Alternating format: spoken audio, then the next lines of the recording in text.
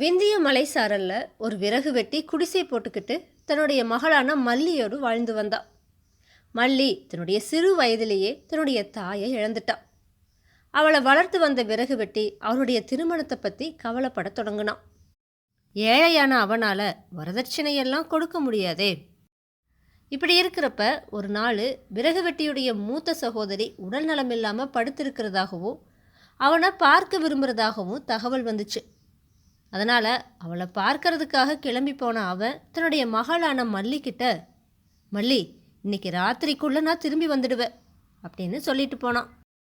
அன்னைக்கு சாயங்காலம் ஆகாயத்தில் மேகங்கள் சூழ்ந்து பகலில் இருந்த வெப்பம் தணிஞ்சுது.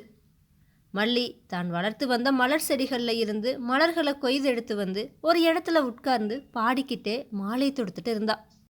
அப்போ திடீர்னு ஒரு குரல், ஆஹா என்ன இனிய குரல், குயில் கூட இதை கேட்டு வெட்கி தலை குனியும் அப்படின்னு சொல்லிச்சு. யார் அப்படி சொல்லுறது அப்படின்னு மல்லி தலை நிமிர்ந்து பார்த்தா. தன் குடிசையோட வேலியை ஒட்டி ஒரு வாலிபன் நின்றுட்டு இருக்கிறத அவ பார்த்தா. அப்போ அந்த வாலிபன், என்னுடைய பெயர் பாலகிருஷ்ணன், இசைனா எனக்கு உயிர், உன்னோட குரலும் பாட்டும் ரசிக்கத்தக்கதாக இருந்துச்சு, அதனால தான் பாராட்டினேன் அப்படின்னு சொன்னான்.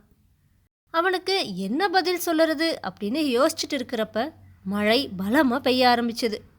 உடனே மல்லி பாலகிருஷ்ணனை பார்த்து, அடடே மழையில் நனையாதீங்க, உள்ளவாங்க அப்படின்னு சொன்னான். பாலகிருஷ்ணனும் ஓடி வந்து குடிசைக்குள்ளே நின்னான்.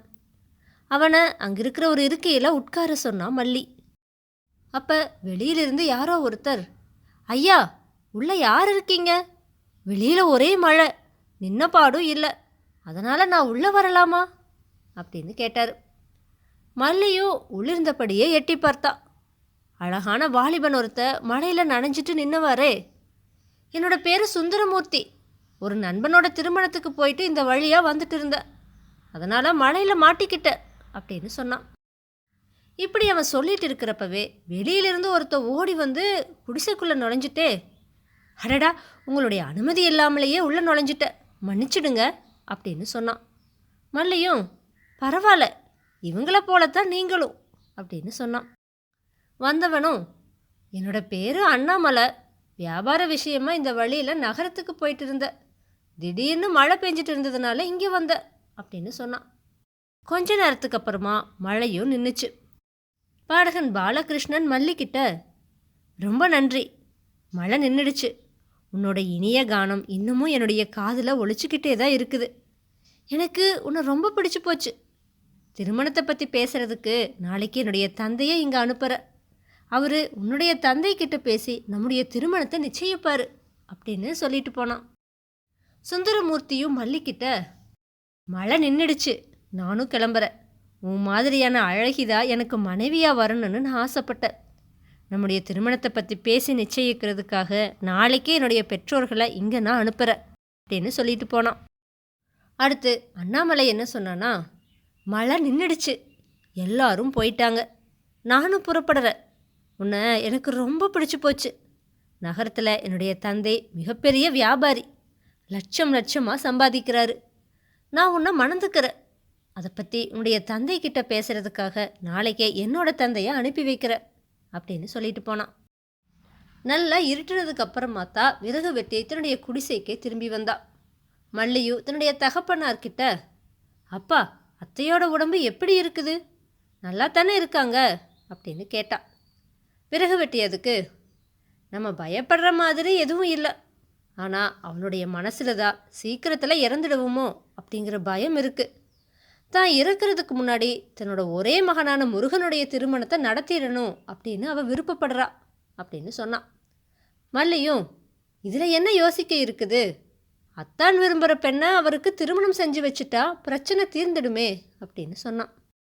விறகு வெட்டியப்ப, உன்னோட அத்தை தன்னோட மகனுக்கு நிறைய வரதட்சணை கொடுக்கக்கூடிய இடம்தான் வேணும்னு என்கிட்ட நிறைய தடவை சொன்னான், அவன் அப்படி சொன்னதுனால உன்னை முருகனுக்கு திருமணம் செஞ்சு வைக்க என்னால் முடியாது அப்படிங்கிறது எனக்கு தெரிஞ்சு போச்சு, ஆனால் இப்போ அவளே அந்த பேச்சை துவக்கி நீ அவனை மணந்து கொள்வதை தன்னுடைய கண்ணார பார்க்கணும்னு சொல்லறா, நானும் இந்த திருமணத்தில் எனக்கு சம்மதம்னு சொன்னேன், ஆனால் முருகனோ உன்னோட விருப்பம் என்னன்னு தெரிஞ்சுக்கணும்னு சொல்லறான், இதுதான் விஷயம்னு சொன்னான்.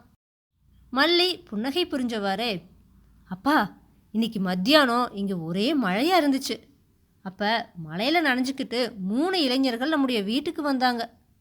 அவங்களில் ஒருத்தர் பாடகர், இன்னொருத்தர் அழகானவர், மூன்றாமவர் பணக்கார வியாபாரி. 3 பேருமே என்னை மணக்க விரும்புகிறதா சொல்லி நாளைக்கு தம்முடைய பெற்றோர்களை உங்ககிட்ட பேசுறதுக்காக அனுப்பி வைக்கிறதா சொல்லிட்டு போனாங்கன்னு சொன்னான். மல்லியோட தந்தை எதுக்கு, அப்படியா, அந்த 3 பேரும் நல்ல வசதியான குடும்பங்களில் பிறந்தவங்களாத்தான் இருக்கணும். அதனால் உன்னுடைய அத்தான் முருகனுடைய விஷயத்தை விட்டுடுவோம். அந்த 3 பேரில் உனக்கு யாரை பிடிச்சிருக்கு அப்படின்னு கேட்டா. மல்லியோ கொஞ்சம் கூட தயங்காம, அவங்களில் யாரையுமே எனக்கு பிடிக்கல, எனக்கு என்னுடைய அத்தான் முருகனைத்தான் பிடிச்சிருக்கு அப்படின்னு சொன்னான்.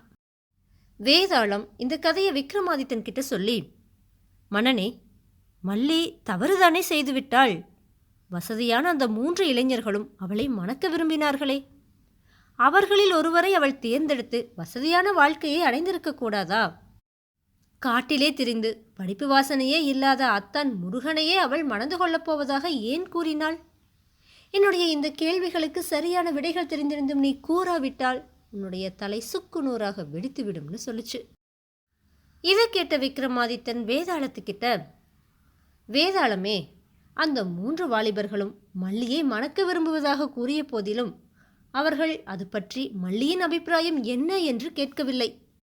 ஆனால் முருகனின் தாயும் அவனுடைய மாமனும் அவர்களுடைய திருமணத்திற்கு சம்மதித்தும் கூட முருகன் மல்லியின் விருப்பத்தை அறிந்து கொண்ட பிறகே தன்னுடைய சம்மதத்தை தெரிவிக்க விரும்பினான். எனவேதான் அவள் தன் அத்தானையே மணப்பதாக கூறினாள். மல்லி தன்னுடைய திருமண விஷயத்தில் தவறு செய்யவில்லை. அவள் முருகனை மணப்பதாக கூறியது மிகவும் சரியே என்று கூறினான். விக்ரமாதித்தனோட இந்த சரியான பதிலால அவனுடைய மௌனம் களைஞ்சுது. அவன் சுமந்து வந்த வேதாளம் உயர கிளம்பி போய் மறுபடியும் முருங்கை மரத்தில் ஏறிடுச்சு. தன்னோட முயற்சியில் சற்றும் மனம் தளராத விக்ரமாதித்தன் மறுபடியும் முருங்கை மரத்தில் ஏறி அதில் தொங்கிட்டு இருந்த வேதாளத்தை பிடிச்சு கீழே இறக்கி மீண்டும் நடக்க துவங்கினான்.